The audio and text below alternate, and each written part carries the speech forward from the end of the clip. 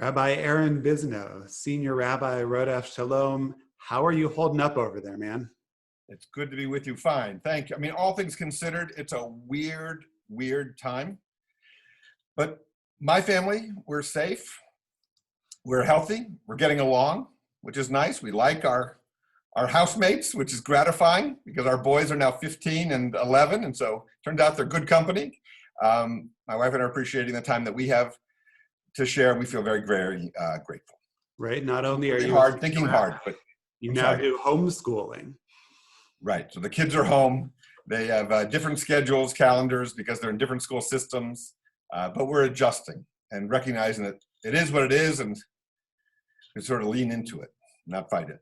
Very good. So let's jump right in this evening. Before COVID-19 became the news of the day, the reason I wanted to reach out to you this evening is that you were leading the charge on what kind of thoughtful and disruptive conversations about institutions in the Jewish community could be and should look like. Where were we not only duplicating, but probably quadruplicating effort? Where might we better partner? Where should we be focused, right? If we were to redraw the landscape here in Pittsburgh, it might look a little bit different. So before the virus, before COVID-19, what were you thinking? Say a little bit more. Well, that's gratifying. Thank you. I've been here now in Pittsburgh 16 years. We came in June of 2004. And what attracted me to Rodef Shalom, but really attracted me to Pittsburgh, given its history and given its population and who we are as a community, was the opportunity to reimagine and re-envision and perhaps have the privilege of helping to reinvent the synagogue. And I was thinking, coming from, at the time, Philadelphia, an historic urban Reformed congregation of over 100 years, almost 200 years at the time, in Philadelphia, the idea of taking an urbane congregation and reimagining what the 21st century was going to demand of us. So we came in 2004. I had some sabbatical in 2011, and it was after returning from that I wrote about courageous conversations, which is to say the conversations that are most essential that we could be talking about right now, the thing that really matters. And I was positing that we knew a future was coming. We saw demographic trends. This was after 2008, right? We saw economic trends and sociological trends and patterns of affiliation. And we knew this was coming and began sounding an alarm, but also raising people's imagination, consciousness about the need to do more together. So I started writing about collaboration and seeing where we could find some efficiencies or where we could realize a whole greater than the sum of our parts. And so that was 9 years ago. And we knew we were steadily moving towards a future that was going to be different, or it was going to be challenging, that wasn't going to evince the same results based on the assumptions that we had in the 20th century. But no one imagined, of course, right, as we look back on only the last couple months, that the future would arrive with such force and hit us so full in the face quite so fast. So here we are. The future is now.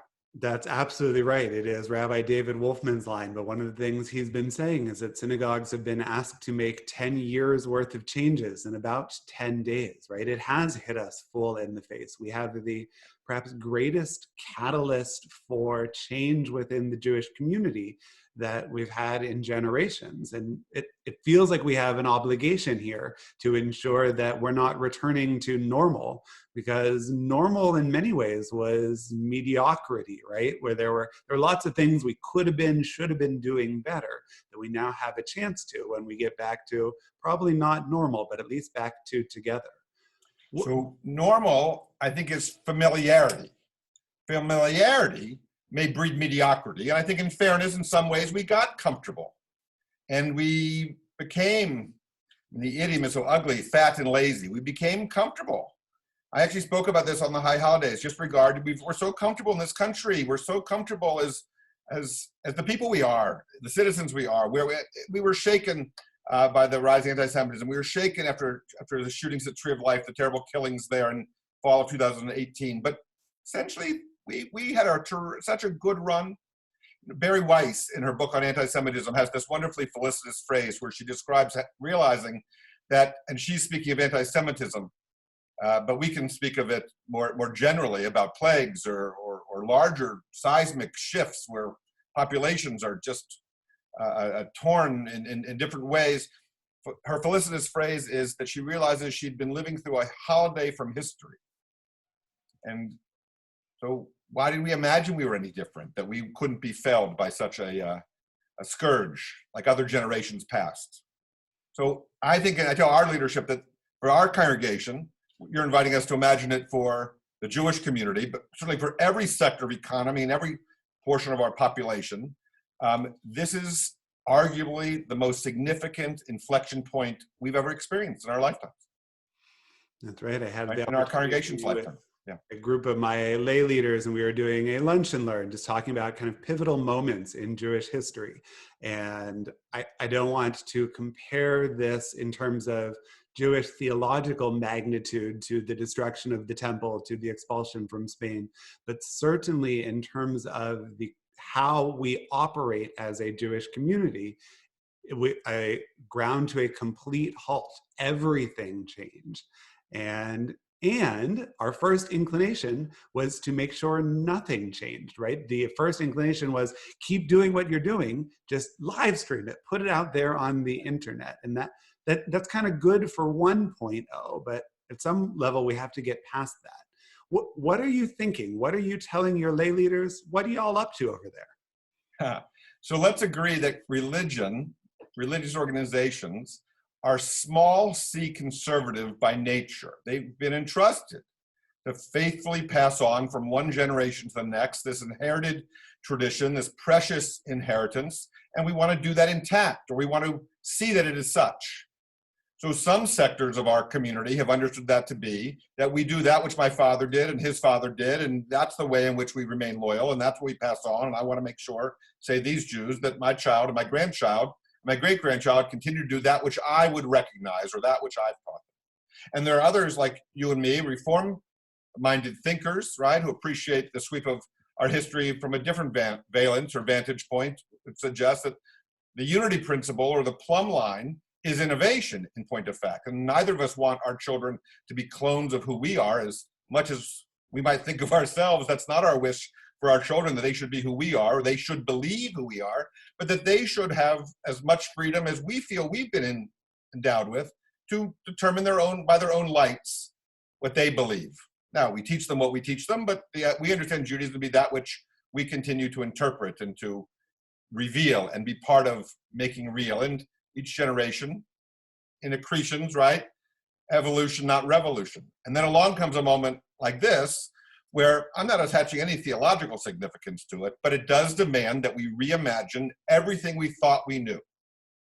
And now then, this is the simulation, but it's a real thing, right? It's not let's all stay in our homes for 8 weeks and see what we learn from it.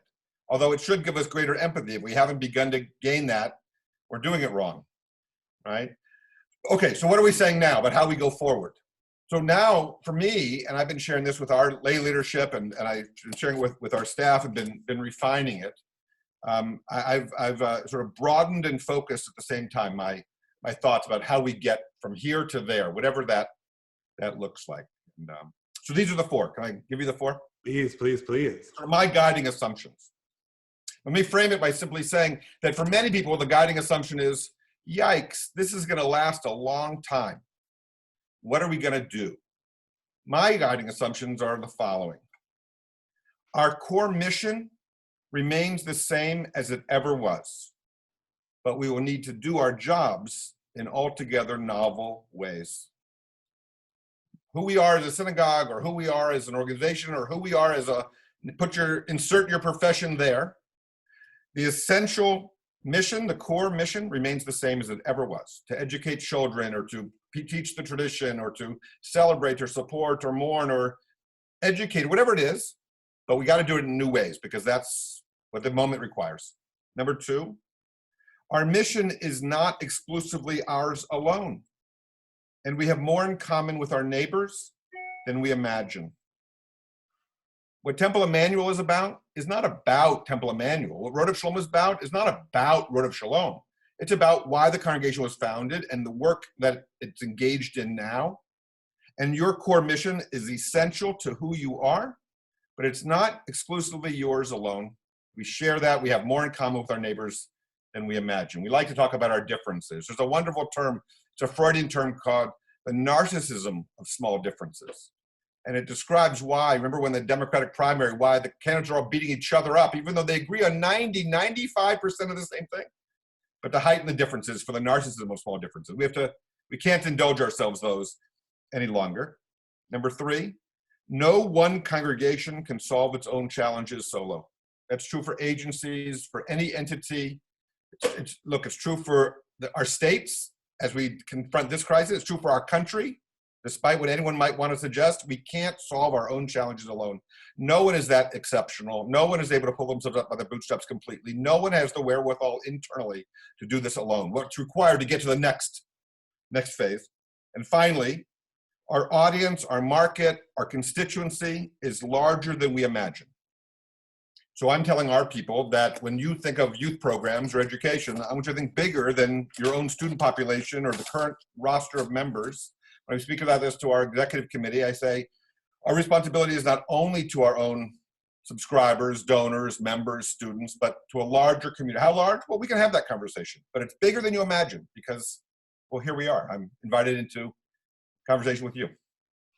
Absolutely. That last one is something that I've been thinking a lot about as well. I've been diving into some of the metrics and some of the analytics from all of these social media streams, from YouTube, from Facebook, and it revealed a real fallacy of Jewish life in Pittsburgh, right? We count on the financial support of our snowbird population, those who make their way to warmer climes in the winter. But we've always been saying, great, go have a good time, mail back some sunshine, I'll see you after Pesach.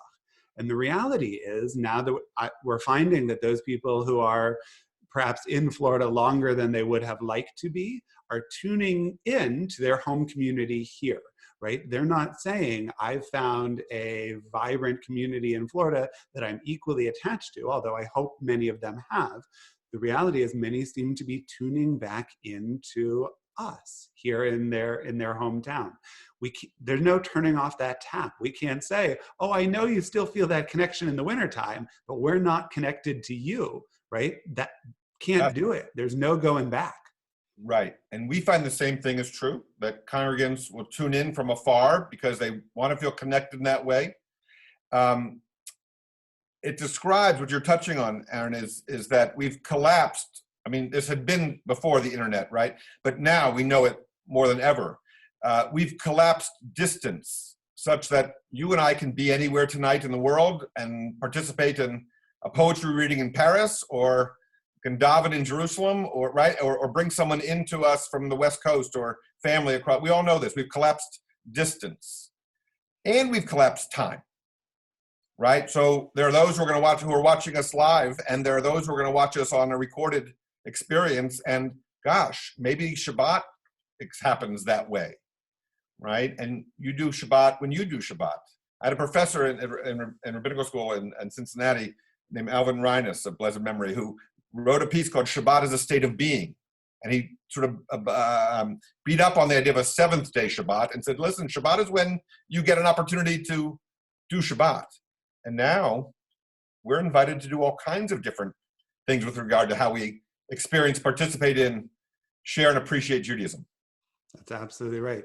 So you mentioned staying true to your mission, vision, keeping that as core, even though everything about how you're fulfilling, how you're meeting that mission changes. I'm curious, I hope your crystal ball works a little bit better than mine, your magic 8-ball or Urim and Tumim, whatever you've got going over there. But what if this is here to stay? What innovations we're seeing in the Jewish world, or what do we need to be seeing that we haven't yet that are going to be a part of who we are in the future? Well, these are great questions. So what's that? We alluded to the fact that the cameras now never go off. If tomorrow the green light went on and everyone were allowed to gather in whatever size numbers and a vaccine is everywhere and it was back to normal, the cameras don't go off. So where we had, I'll speak for Rodef Shalom, other congregations, where we had imagined that it was the case that we were a traditional place with bricks and mortar and beautiful rooms and spaces and high ceilings and stained glass, and we were tiptoeing with whatever degree of speed or comfort into the digital virtual space. So we had a Wi-Fi, and we'd enhanced it over the years, and we streamed high holiday services, but we hadn't actually gotten around to streaming Shabbat. Temple Sinai had, I don't know what about Emanuel, but we were sometimes at class or we talked about it. You'll remember that only in January, February, we had a conversation at a rabbinic meeting, like, what if we were to stream a couple of each other's services or a couple of each other's lectures? Could that be interesting? And we were, well, we can do it. We don't have the equipment. And we were sort of tiptoeing in. Well, now it's here, right? A futurist, I forget who had said that the future arrived. This was a couple of years ago, but it's not evenly distributed. Well, now we've all arrived. It's true it's not evenly distributed. Right now, like you, our staff who are working remotely are working with devices that they own personally, by and large. Some have, right, office provided. But we're relying on that. What does it mean now to work from home? What does it mean now to have to create efficiencies or no longer require so many square feet under management? What does it mean to prioritize pastoral care in a very different way? It turns out that new opportunities reveal themselves, right? So all of that. There's a lot here to stay. I'm not sure what all shakes out. You know, I wish that we could go back and get some of the time spent in those conversations back, right? When we were sitting at Temple Emanuel having the conversation about, can we access one another's programs? Can we, right? When you're teaching a class, I want my folks to see it, just as a way of expanding the value of being part of the Pittsburgh Jewish community. And we got, if I recall correctly, got hung up on a lot of the technical aspects. Right. And what does it look like to do it in real time? Does it have to be recorded? What are the production values? How good's the camera? That has all gone out the window, right? We had a great conversation this year with the worship committee here at Temple Emanuel. What does photography look like on Shabbat for B'nai Mitzvah services? What do we need to be wary of? How can we do this in a way that is going to help the families to preserve this moment, but not detract from the experience of the congregants? Yes. I could have those 20 hours back, right? Because now it's fair game if the kid is screaming in the background and the dog jumps on your lap, because that's just a part of the new world order. We've been forced to become more comfortable in this space. Right. That's right. So what has to continue? The imagination, the willingness to indulge experimentation. A few years ago, I was referring to some other spaces in the building. It didn't quite graft on or take off, but I revived them and polished them up again. I'm describing a worship workshop or a liturgy laboratory in order to encourage the idea of experimentation, right? In order to encourage experimentation, we have to take out of the equation the idea that we're territorial or that we can't afford to try something new, which is what the conversation you were making reference to that we all shared. We were frightened about what that might mean. What if you got value, or what if they liked me and they left you, because it was a zero-sum game? At least that's how we imagined it. And so it was. If they joined your place, they didn't join my place, and that means revenue, and that's the incentives were off to collaborate. Now, the rules are out the window, and we got to figure out, how do we survive together, right? You know as well as I the story of the rabbinic legend of the fellow walking in the woods lost and meets another person lost, and right? And they don't know how to get out, but they know which ways don't work. Well, the way we've come from, where we see each other as rivals, that doesn't work. It won't work. I mean, no one can go it alone. That's my belief. And I think it's going to be borne out. There are rabbinic stories about taking a coal out of the fire, and it quickly goes out. We need each other to stay warm. So I think that's the territorialism has to go out. The willingness to experiment and risk and collaborate. You know, if you don't care who gets the credit, you can get a lot more done. And we need to be focused not on Rodef Shalom or Temple Emanuel or Temple Sinai or Beth El or any, I mean, God love all of us and let's wish everybody well. But this is about the Jewish people and how we do this as a community. That's right. You know, I wish that I recall which basketball coach, Duke, North Carolina, one of these major programs, talking about risk taking. And he said, it's hard to fly like an eagle when you're worried about excreting like a hummingbird, right? That you're going to have to try different things, and sometimes it's going to be successful, and sometimes you're going to learn from those mistakes and move forward. You know, part of what you were sharing prior to our conversation was a podcast, Judaism Unbound, that was really focused on what this duplication, triplication, quadruplication of effort around Shabbat services means in the digital space. Would you say a little bit more about what you found so compelling there? And I'll post it for everyone to be able to listen to later. Certainly. So this is a special edition of Judaism Unbound, which is just a wonderfully imaginative and serious but accessible podcast on Judaism. It had been really talking about what's happening on the margins, what's happening on the edges, what changes are afoot. But in this one, the two hosts, Dan and Lex, L-E-X, Dan and Lex, talk about how do we understand what this situation we're in is now. And they use two metaphors. One's about migration, as if we've migrated to this new place called virtual land, the internet, and we're all there together trying to figure out how to make it work. The other image they give is that we've launched into space, we've colonized this new planet. There are 13 million Jews around the world. We're all there together colonizing this new planet. What do we need to build? What do we need to establish, right? And they sort of use that to imagine what we're going to curate and create and co-create, and what does the future look like? And one of the things they draw on is the amount of creativity, because, let me back up, having collapsed distance and time, which is a piece I actually take from the podcast.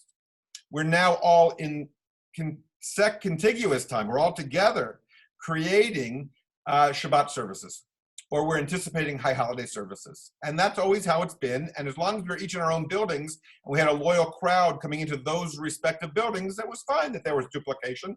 And on the margins, as Temple Sinai and Rodef Shalom and Squirrel Hill have been sharing festival morning services for a few years. I know that Emanuel and Bethel have some things you share, and that's good because it's in a category that I refer to colloquially as more better. It's wonderful. Every week, don't know if we can do that quite, but the bigger things, not sure we can do that quite, but we can share where we can on the margins. And now Lex and Dan and the podcast invite us to appreciate that, but that we're all spending all this energy on Friday evening and again on Saturday morning. And imagine if we could, instead of needing to all do that, I don't know, we could take turns. Or we have certain persons who do worship and others of us do pastoral care or do education because we play to strengths. Or what if we understood ourselves to all be on the same team? And now then, what would that look like? And so it's just a really wonderfully imaginative conversation. The podcast is 50 minutes. The first 20 minutes are the part that I want to commend everyone. It's just a wonderfully deep dive into an imaginative journey about where we are, where we're going, where we want to be. You know, it is so important and wonderful to think about, and it kind of strikes at the core of the membership model of congregations, right? It is, in many ways, that type of collaboration has the potential to be deeply threatening to institutions. And I don't want to get anybody's hopes up. Keep sending your money. Synagogues are going to need it in the coming years more than ever.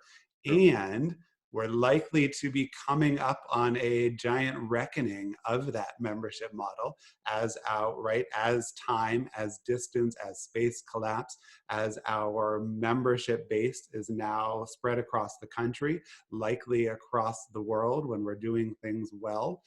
It's going to be interesting to see how we, not to be crass about it, we're not monetizing it for corporate profit holders, but for the betterment of the community. How are we going to fund these collaborations, fund these operations to keep offering the value and staying true to our mission and vision? It's going to be an interesting time for that as well. There's no question. We've known that the business model of synagogues, or more generally what I call tradition-bound voluntary member organizations, so private schools, political parties, country clubs, and we know the way of so many country clubs, and we know that as we look peer into the future, small private schools, small colleges and universities, just like some small businesses, some like small congregations won't make it across into the future. We know that the business model is going to have to change. And how we make certain that Judaism continues in a way that's accessible and meaningful and authentic and viable is going to be different. That's all. But we've experienced migrations before, right? And we've experienced transformations before. And while it may be the conceit of every generation to believe that this generation is really the inflection point, I don't think it's hyperbole to suggest that this experience we're going through for another 100 years will likely be, right? You go pull back the lens and say, well, the internet, the smartphone has only been for 20 years. So listen, thank God we're experiencing it now with those tools, with this tool available to us, as opposed to 20 years ago when it didn't exist, right? So in these 20 years, huge change. Since 9/11 to now, just in terms of the world our children are walking into, are inheriting. It's different. It's different. That's right. We'll get there, but we'll only do it if we're willing to imagine a different future, and then we're willing to hand off faithfully to the next generation the best tools and best positioning we can afford them, which is to be nimble and agile, resilient, and ever hopeful, but serious about what the future demands of us. Absolutely, right. And there's no less authenticity, there's no less commitment and connection by being flexible, right? It's not exchanging values. It's simply saying, as you said earlier, that we expect reform to be a verb rather than a noun descriptor. And we got to take that seriously. So 100%. I always sometimes say that Judaism is the lens through which we see the world. Right? That fundamentally hasn't changed. What we believe about the value of each individual, what we believe about our responsibilities in the world, and what we owe one another, and all of the wonderful wisdom of Judaism, that hasn't changed. It's now the delivery, and perhaps some of the prioritization, what we need to be doing now that we were able to put off only a short time ago. Well, it's reordering things for us, but that's part of what it means to be a human being, evidently. That's absolutely right. So let's move out of the rabbinic headspace and clouds for a moment into the tachlis. The national conversation seems to be shifting from how do we keep ourselves safe to how do we reopen with varying degrees of safety. I'm curious what you guys are looking at over there. What are some of the markers you're interested in? What does a reopening potentially and eventually look like? It's a great question. That's the question, right? It boils down to a question between me and us. How much am I entitled to? Right? If I'm not for myself, who am I? Hillel. If I'm only for myself, what am I? Right? Between me and us, what do I owe you? What do I owe us? Who am I? All those are the questions. I reject the binary notion that it's health or wealth, right? It's lives or profit. These are competing values in terms of how we begin to balance returning to a sense of normalcy, if only that means being able to begin to repopulate our public spaces, right? To say nothing of returning to being able to sit side by side in rooms that seat hundreds or thousands, right? We're, like I'm sure every congregation has created a committee. We have good people. We're thinking about how to phase things in, using people from different professions and disciplines and bringing their expertise. My interest has been really twofold. And one is to suggest, it probably won't surprise folks, to suggest that anything that we're working on should be open source and should be shared with everybody, because I want the very best thinkers everywhere to weigh in on this. It's not something proprietary at all. In point of fact, the second position I have is that there are people smarter than I who will contribute to when and how, and that, again, it should be open source and you should look at it and consider it.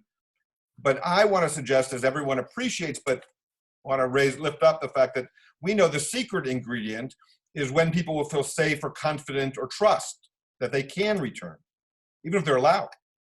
And I want to make sure that our community, the Jewish community in Pittsburgh, maybe the larger religious community in Pittsburgh, but certainly the Reformed conservative congregations who work so well together, work in concert, which doesn't mean unanimity or lockstep, but work in concert such that we don't do this in a scattershot way, lest we undermine the very confidence we want to encourage. So in order for people to trust our decision-making, whatever it is, and again, people smarter than I who have real expertise in this area are the ones I want to hear from. But I want to do what I can to encourage my colleagues and encourage you to encourage your lay leaders, and that we should all work in such a fashion that whatever we decide, we do it in a way that encourages people's confidence in our decision-making. And not scattershot or at odds with each other. I don't want to look over my shoulder and try to have to worry about what Emanuel's doing and Sinai should worry about what I'm. No, this is something that we should be doing on behalf of our community together. So that's the other piece I've been thinking of is, because this is the rabbinic headspace I like to revert to, right? Is that for me, the question, interesting though it is, when and how we do it, is who we're going to be on the other side. And that's what it brings it back. We don't have to go back to where we started, but who we're going to be, what kind of country, what kind of congregation, but what kind of family. This has revealed, not created the inequities, this has revealed the inequities in our society. Access to healthcare, access to internet such that education can continue with equal access according to the law for public school students, access to well-paying jobs, particularly if you're an essential, right, frontline worker who's actually the bottom of the economic food chain. That seems untenable much longer, right? And all the things that it's revealed racially and everything.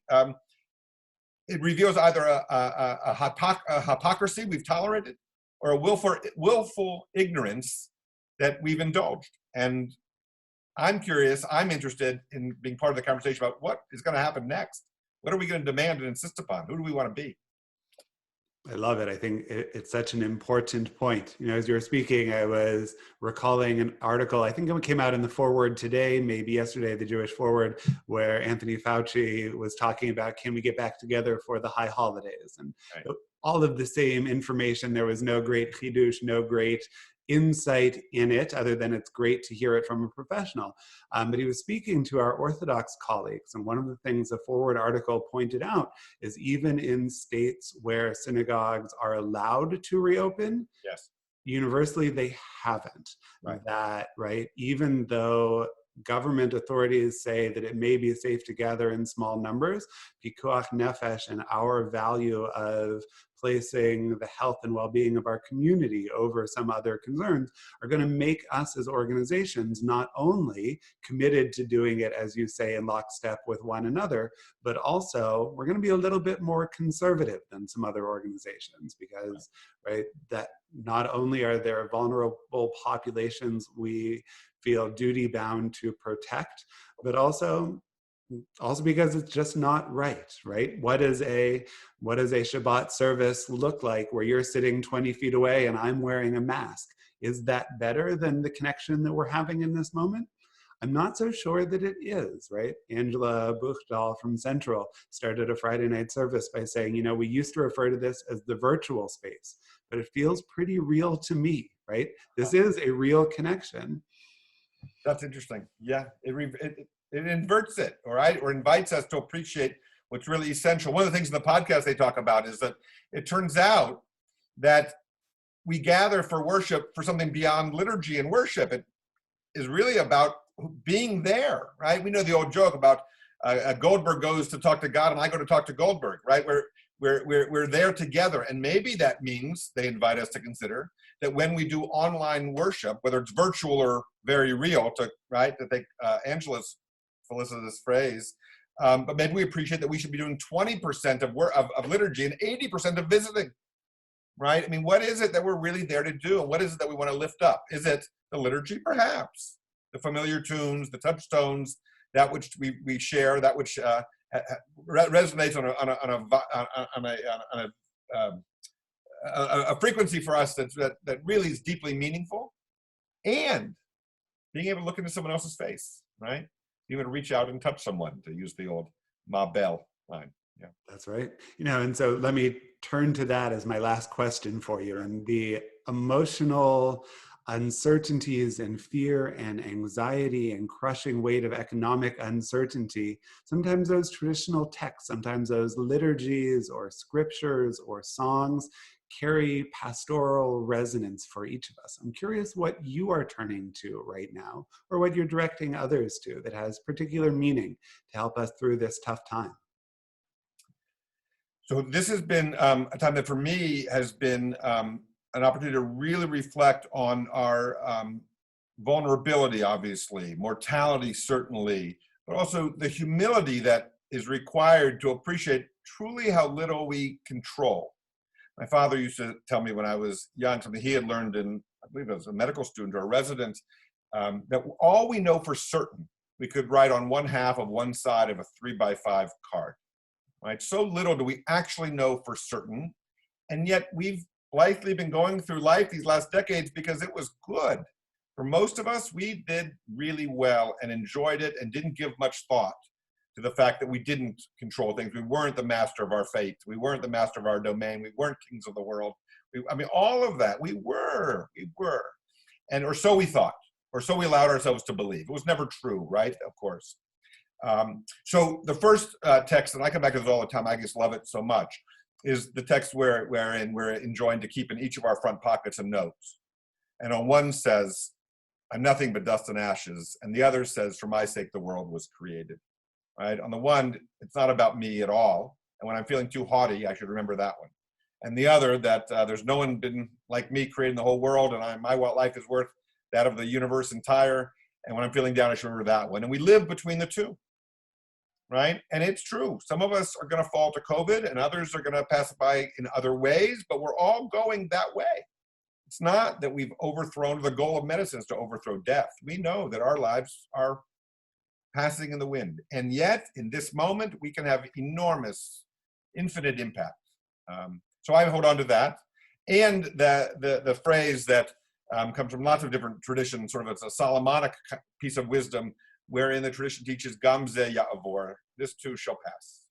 Which isn't to be glib, and it's not to suggest this is anything near whimsy, or rather in the sweep of history, in the epochs that make for our species and for the people of Israel, for the Jews, we will get through this. It'll be different. It'll change us, but that's ever been.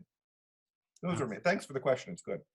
Yeah, something that I've been holding on to as well is along the same vein, right? It's attributed to Viktor Frankl. Between every stimulus and response, there's a space, and in that space is our power to choose, right? That we can't control everything that is happening, certainly, and we can't control everything that's happening to us, but we still have control over those decisions we make, right? And our morning liturgy really plays this out when we say, Asher Yatzar, thanking God for our bodies that, God willing, are working as they're designed to, but we recognize our human frailty. We follow it up with Elohai Neshama, that we also have a soul implanted within us, that higher elevated being, that sense of cognition, that even when things aren't going well over there, we still get to make choices over here. I think it's so vitally important to retain that sense of agency right now. That's wonderful. I'm reminded of a conversation I had earlier in the week. Someone asked me if I'm continuing to pray, or if I really pray during services, particularly given this circumstance. And if I do I do so because it gives me a sense of control? I said, that's a fascinating question. I think it's quite the opposite. I think that my prayer life, or praying for me, is an acknowledgement that I'm not in control. It's the recognition that I'm grateful for what I have because I didn't do anything to deserve it particularly. I've worked hard, but by grace of God, I have what I have, right? And acknowledging that is a statement of humility or vulnerability. I know my life could be taken at any moment, all right? But to pray is to acknowledge that, not to gain a sense of control, but to lean into the fact that we're not in control, but we can be there for one another as we experience this wild ride. And a wild ride it is. Rabbi Aaron Bisno, I'm so grateful for your time, and I look forward to getting to continue this conversation, to continue this partnership as we better figure out how to combine forces to serve our communities in this brave new world. Rabbi Aaron Meyer, thank you for inviting me here, for coming into our community, for leading us also. I look forward to staying in dialogue with you and all your listeners and friends. Thanks.